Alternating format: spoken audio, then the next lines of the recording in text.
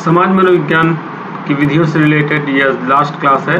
सबसे पहले बात करते हैं हम इतिहास लेखन विधि के बारे में। इससे पहले की क्लासेस आपको नीचे प्लेलिस्ट में मिल जाएंगी, मतलब नीचे डिस्क्रिप्शन में जाएंगे, वहाँ पर आपको प्लेलिस्ट का लिंक मिल जाएगा जहाँ से आप उन वीडियोस को देख सकते हैं।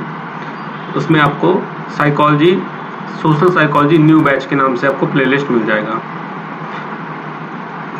अगर हम बात करें समाज मनोविज्ञान के अंदर केस हिस्ट्री मेथड के बारे में, तो केस हिस्ट्री की बात करें तो ये मेडिकल में पहले यूज होता था। जो केस हिस्ट्री मेथड है उसका यूज पहले कहाँ पे होता था? मेडिकल में, चिकित्सा क्षेत्र में इसका यूज होता था, लेकिन बाद में इसे साइकोलॉजी में भी अडॉप्ट किया गया। मतलब इसका यूज साइकोलॉजी में भी किसी पेशेंट के बारे में जानने के लिए, जो रोगी होते हैं खासकर मनोरोगियों के बारे में जानने के लिए इस मेथड का यूज किया जाने लगा। अब इसमें होता क्या है, तो आप जैसे देख रहे हैं इसमें कि केस हिस्ट्री मेथड मतलब इतिहास लेखन। इतिहास लेखन यानी जो रोगी है या जिसके बारे में हम जानकारी लेना चाहते हैं उसके इतिहास से संबंधित, मतलब उसकी पास्ट लाइफ पर यहाँ पर ज्यादा फोकस किया जा रहा है। इस विधि में किसी पर्सन के या किसी संस्था के, मतलब जैसे हम बात कर रहे हैं सोशल साइकोलॉजी की, तो सोशल साइकोलॉजी में हम किसी समाज के पास्ट लाइफ से रिलेटेड या किसी व्यक्ति के पास्ट लाइफ से रिलेटेड घटनाओं के बारे में जानकारी इकट्ठा करते हैं। और जब ये काम करते हैं तो उसके लिए हमें किसकी जरूरत पड़ती है? केस हिस्ट्री मेथड की। अब यहाँ पर देखिए क्या बताया जा रहा है। इतिहास लेखन विधि जैसा कि नाम से ही स्पष्ट है, इसमें समाज मनोवैज्ञानिक किसी व्यक्ति या किसी समूह या किसी संस्था के जीवन की घटनाओं से संबंधित तथ्यों का एक लेखा जोखा तैयार करते हैं। मतलब उनके जीवन में जो घटनाएं घट चुकी हैं और उन घटनाओं की वजह से यदि वर्तमान समय में कुछ समस्या आ रही है, कुछ ऐसी घटनाएं जो पीछे घटी हैं और उन घटनाओं की वजह से वर्तमान में उनके जीवन में अगर समस्या आ रही है तो पिछली घटनाओं से संबंधित एक लेखा जोखा तैयार करते हैं। इसको अगर आपको रिलेट करें मेडिकल से, तो आप देखें जब डॉक्टर के पास आप जाते हैं या आप किसी रोगी को लेकर जाते हैं तो डॉक्टर क्या करता है? वो पहले प्रेजेंट टाइम के बारे में पूछता है और इसके बाद पास्ट के बारे में पूछता है कि अच्छा ये प्रॉब्लम कब से स्टार्ट हुई, किसी और को तो नहीं थी, इसके और कोई रीजन तो नहीं थे। बहुत सारी चीजें वो उससे रिलेटेड इंफॉर्मेशन लेता है। तो वो क्या करता है? वो एक केस हिस्ट्री तैयार करता है, वो मरीज का एक केस हिस्ट्री तैयार करता है। सेम चीज यहाँ पर भी हो रही है। यहाँ पर वो लेखा तैयार करने के लिए, वो रिपोर्ट तैयार करने के लिए क्या करता है? वह घटना विशेष से संबंधित कुछ प्रश्न पूछता है। मतलब कोई ऐसी घटना जिससे जो आज समस्या उत्पन्न हो रही है उसका संबंध बहुत गहरा है, तो उस घटना से संबंधित प्रश्न पूछता है ताकि उसे इस निष्कर्ष पर पहुंचने में सुविधा हो कि कौन से ऐसे सामाजिक कारक हैं या कौन सी ऐसी सामाजिक परिस्थितियां हैं जिनके कारण व्यक्ति को या व्यक्तियों के समूह को ये जो प्रेजेंट टाइम में वो व्यवहार कर रहे हैं वो करना पड़ रहा है। इतनी चीजें क्लियर हो गई। एक बार फिर से रिवाइज करिए कि समाज मनोविज्ञान का जो इतिहास लेखन विधि है उसमें समाज मनोवैज्ञानिक किसी व्यक्ति या किसी संस्था के, सभी व्यक्तियों या संस्था के इतिहास के बारे में जानकारी प्राप्त करता है। ये देखता है कि कौन सी ऐसी घटना है जिसकी वजह से आज प्रॉब्लम हो रही है, उससे रिलेटेड चीजों को वो इकट्ठा करता है। अब इस विधि की जो सफलता है वो बहुत हद तक किस पे डिपेंड करेगी? तो ये डिपेंड करती है शोधकर्ता के ऊपर।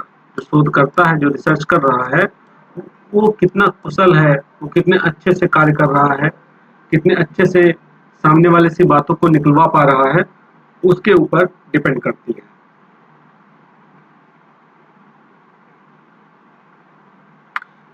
इस विधि को अगर एक एग्जाम्पल से समझें तो हम इस प्रकार समझ सकते हैं, जैसे मान लीजिए कि एक पर्सन है, एक शोधकर्ता है, और शोधकर्ता तलाक के ऊपर अध्ययन करना चाह रहा है, जो डाइवोर्स होता है उसके ऊपर अध्ययन करना चाह रहा है। तो वो क्या करेगा? वो डाइवोर्स के कारणों का अगर जानना चाह रहा है कि डाइवोर्स किन कारणों में होते हैं, उनका अध्ययन करना चाह रहा है, तो उसके लिए उसे क्या करना पड़ेगा? उसके लिए उसे ऐसे लोगों से मिलना पड़ेगा, ऐसे फीमेल से मिलना पड़ेगा, ऐसे मेल से मिलना पड़ेगा जिनका ऑलरेडी डाइवोर्स हो रहा है, मतलब हो चुका है, या जिनकी केस अभी कोर्ट में पेंडिंग पड़ी है, उन्होंने डाइवोर्स के लिए ऑलरेडी अपील कर रखा है, तो वो उन लोगों से मिलेगा, उन लोगों के पिछले लाइफ के बारे में जानने की कोशिश करेगा, दोनों से, हस्बैंड से भी, वाइफ से भी, कि ऐसी क्या सिचुएशन आई थी, ऐसी कौन सी प्रॉब्लम आई थी, क्या कोई स्पेसिफिक घटना घटी थी जिसके कारण आज वो दोनों इस सिचुएशन पे आ गए हैं कि उन्हें एक दूसरे से डाइवोर्स लेना पड़ रहा है। तो ये क्या है, ये भी एक केस हिस्ट्री मेथड का ही एग्जाम्पल है।